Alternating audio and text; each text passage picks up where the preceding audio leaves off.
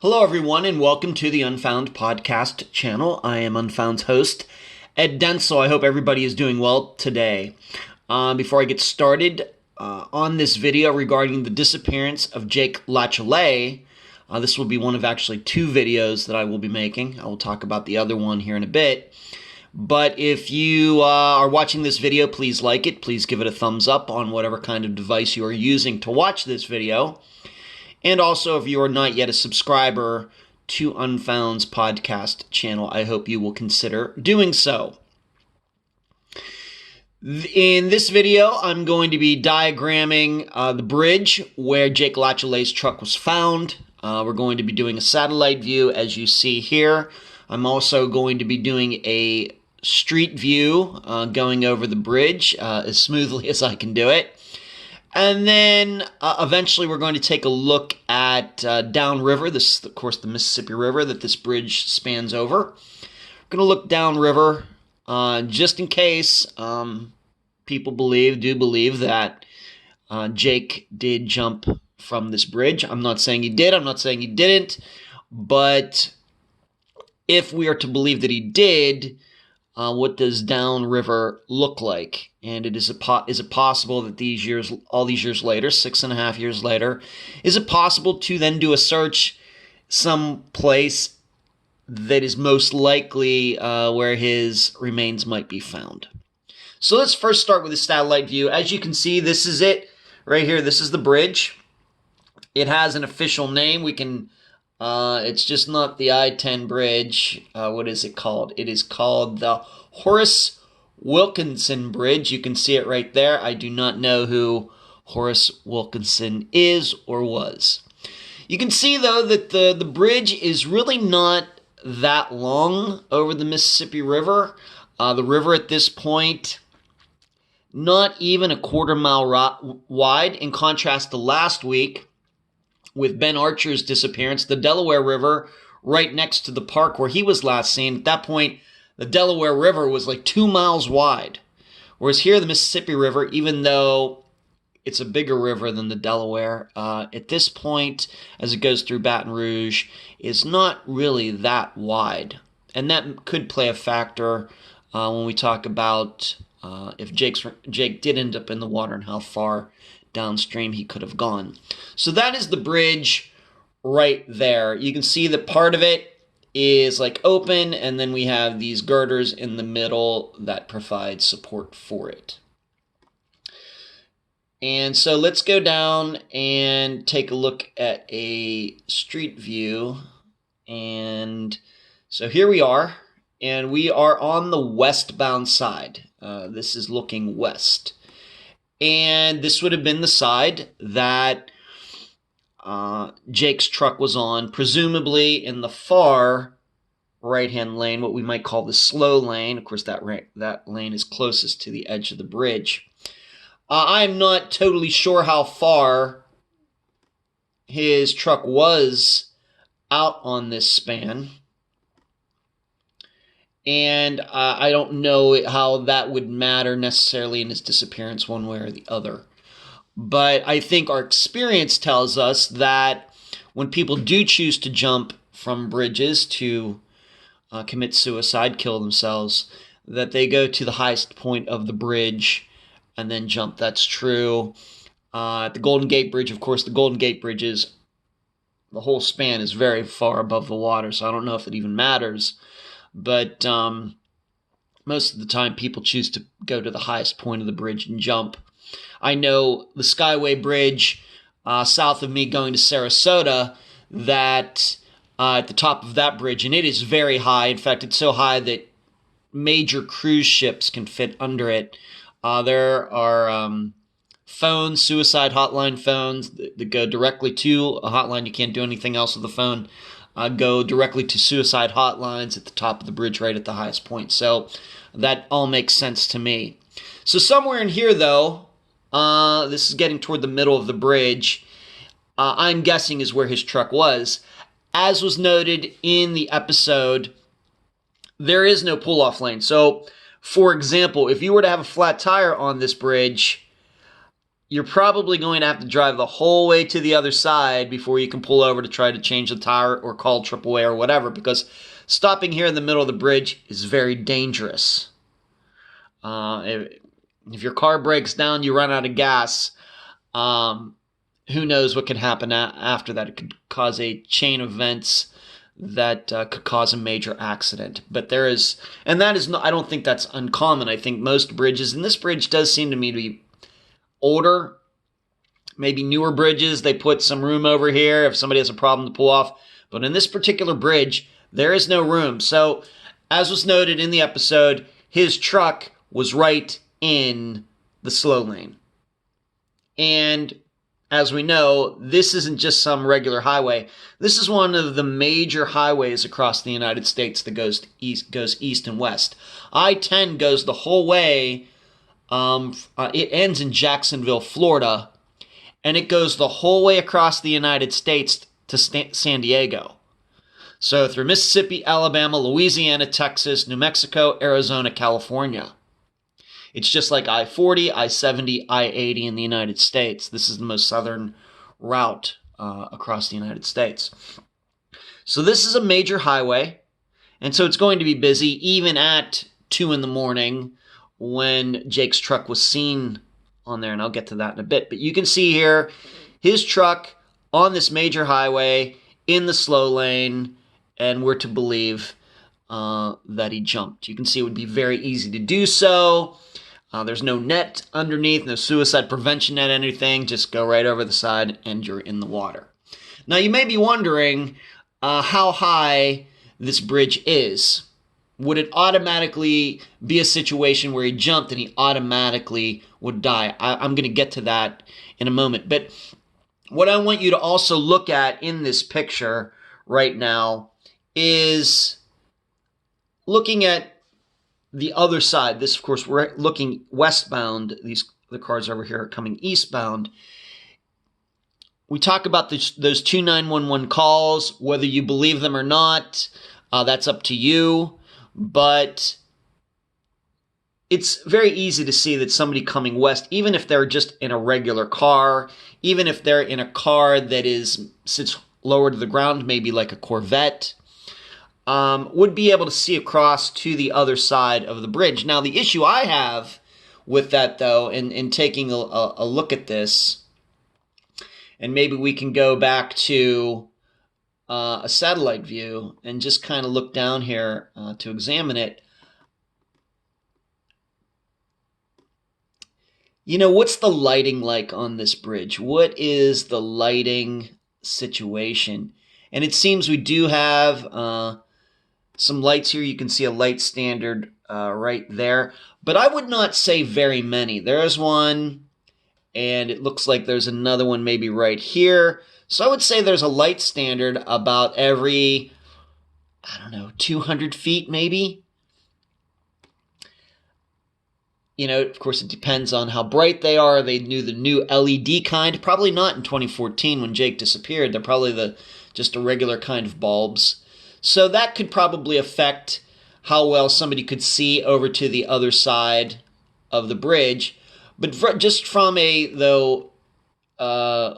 angle point of view, moving this around again, and you can see a light standard right there.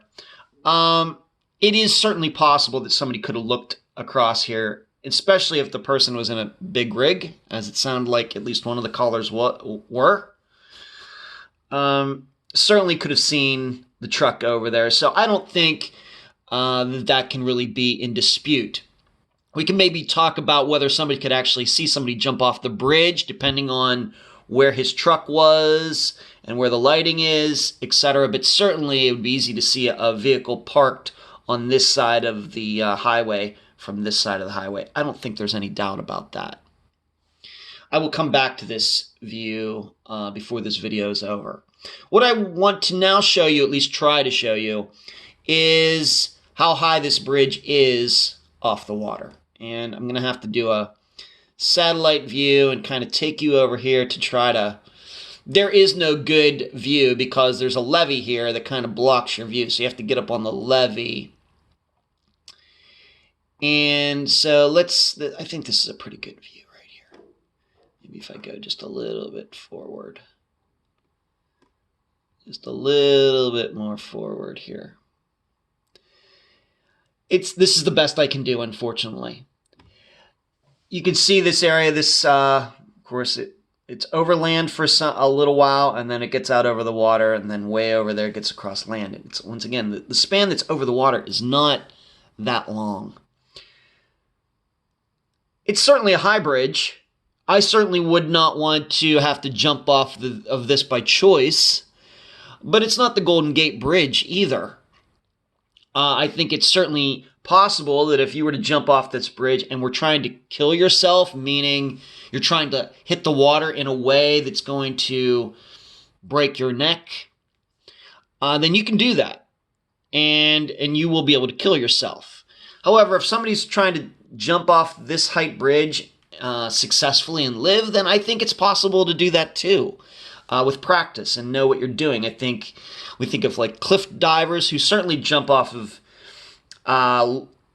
cliffs or ledges, daredevils, jump off of landings that are higher than that and survive. So I think it's possible. Whereas you get to the Golden Gate Bridge, although there are a couple survivors who have jumped off and lived, even a skilled person who practices probably has a very, very small chance of surviving off the Golden Gate Bridge. Whereas I look at this span and I say, you know what, I think it is possible that somebody could jump off this and survive. As long as they weren't really, really trying to kill themselves by hitting head first. But if you hit feet first and really get, aerodynamic, then I think you can live, although I would not want to try it. But so there's the span. How high is it above the water? I'm sure there's some statistic for that bridge somewhere.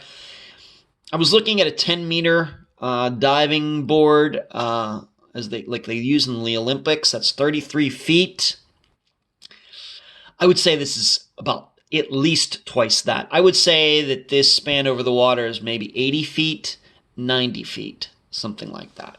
So there's the best look I can get at how high that bridge is over the water, at least at the highest point. I think you get down here, maybe it's a little closer. All right, now let's take a look at downstream. So I'm going to zoom out. And this is something that I think certainly needs to be looked at 6.5 years later, being that this disappearance is still unsolved. So here's the bridge right up here, and this is the Mississippi River. It flows this direction. This is south. This is going toward the Gulf of Mexico, down toward New Orleans, I guess. And you'll notice, though, right after the bridge, the water starts to turn to the southwest and makes this huge S-turn and then continues again. In fact, in this area, it is very, very windy. You can see it right there. And what that really means is that in this area, the water flows at a slower rate than it does when the river is straight. And in fact, even above the river, you can see it's fairly windy. And I think what this means, and I'm no physics expert, but it would seem to me, and in fact, you can look on some websites where they go through the life of a river and how rivers cut through. For example, the Grand Canyon was made by a river, by the Colorado River, and how it cuts into the dirt, cuts into the rock, and of course how quickly it can do that depends on how hard the land is. But when you see something like this, if we were to maybe look at the Mississippi River in thousands of years, what will eventually happen is that this will continue to cut into this land, until this does become straight. And then these areas, these windy areas, will fill up with dirt. But that will take thousands and thousands of years. So what's happening is the water comes down here and it slows as it gets into this turn. It slows. And what also happens, though, as it slows, the water gets deeper. And then when it picks up again down here where it gets straight, I mean way down here, and it really never does, I guess you could say. I hate this computer. Hate it. It never really does straighten out again. But what it means is when the water slows down is that any particulates in it, any dirt, any wood from trees, any garbage, anything like that, when the water slows down, that then gives those particulates in the water a chance to go to the bottom. Because as long as the water is flowing fast, those items are being carried with the water, of course, depending on their weight. But as the water slows down into a curve, those items, not only do they drop down, but they are going to be deposited on this side of the river. Because their momentum, because they have mass, they're going to be carried farther to this side of the river than the lighter. The lighter stuff will go over here, the heavier stuff will go over here, just like a centrifuge. And the heavier stuff will end up over here, and it will continue to get deposited. And then, as you see, when you get down here, it takes this huge, even more than a 90-degree bend, I guess 110, 120 degrees down here.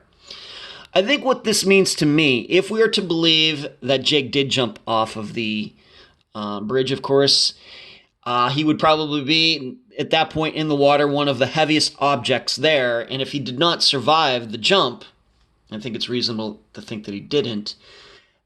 If in the 21st century, in 2021, if people want to start to look for his remains, you should be looking over here, or you should be looking down here, because anything that makes it past this area is going to want to go straight, and it's going to end up in this area down here. Whereas lighter stuff is going to be over here, and it's going to whip around. Heavier things are going to more likely want to go straight, not in a curve, due to momentum. And so remains for Jake should be looked for in this area or down in this area. Even if he ended up jumping in the middle, off the middle of the span, in the middle of the river, he would have ended up either over here or down here on the south side of the river. I find it very hard to believe. Once again, my understanding is that Jake, maybe 150 pounds, he was not the biggest guy, would be able to flow through all of this, especially with the river slowing down. For me to believe that his remains, his body would have made it through all of these S's and everything is just a little hard to believe.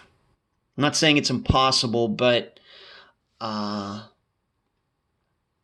think your best bet, if anybody were to go out and want to search for him and his remains, if you believe he went off the bridge, is in here and down here. Those would be my first choices. If he got by there, then we have to start looking. Then if he made it past here, then you have to start looking at over here and down here. This is just the way momentum works. You have to go to the slowest side of the river, which would be the area here. Whereas it's over here, coming down this way, it would be over here, then it would be over here. So that would be my tips to anybody who is motivated to do so. We know that the river was searched that night, but how far downriver did they go? And once again, they're looking at night. It's just hard to say. I'm not saying those people don't know what they're doing, but I doubt that they got in a boat and went miles and miles and miles downriver. They probably just took a cursory look, didn't see anything, and said, well, if he jumped off, he's way long gone by now. Most likely. And I'm inclined to believe that he would not be stuck on the bottom somewhere. I think that his body would eventually come to the surface, but most likely get caught up in something on shore. You just have to know where to look. Now, a couple more points before I want to leave this video. A couple points that you may want to think about regarding Jake's disappearance. And I kind of stated this in my summation. First of all, whether you believe those 911 calls are real or fake, or that one guy made both calls, and I think there's reason to believe that, and I'll talk about that in the next video that I'm going to do, where I go through Jake's phone records as best as I can. I wonder why only 2 people called the car in. Called the truck in. It's on a major highway. Even if it is 2 in the morning, it's still a very busy thoroughfare. And that truck's sitting in a slow lane. Now, granted, it's a 6-lane highway there, but still sitting there, I guess, with no blinkers on, just sitting there, maybe with its headlights on. And only 2 people over that entire time called it in. That is weird to me. I think that generally more people call in things like that. Now, granted, if the truck would have been, as I explained, if there was like a pullover lane on this bridge, then I don't think anybody would call it in. I don't think anybody would call in a vehicle just sitting where it's not blocking traffic. But as soon as vehicles start blocking traffic, people start getting ticked off, they start getting worried, and they automatically call 911. But in this disappearance, only 2 people, 2 drivers did, and probably only 1 person did, with 2 separate calls with different sounding voices. That's weird. And then the other part is that, why is it that the person, as once again, if you listen to the 911 calls, you'll hear that the second call says, yeah, I heard somebody up in front of me in another truck say he saw somebody jump off the bridge. Why didn't the person who say he saw somebody jump off the bridge call 911? Why did it take somebody who was way back here in a truck to then come up and then call it in and say, well, I heard somebody else say, somebody saw somebody jump. A driver saw a person jump. There's still 2 big questions for me that I don't know if that there may be a perfectly rational answer to them. I just can't think of those answers right now. But that is this video diagramming the bridge and the river, the Mississippi River, concerning the disappearance of Jake Latiolais. I will be doing another video for the phone records, and I'll be doing that shortly. Thanks for watching.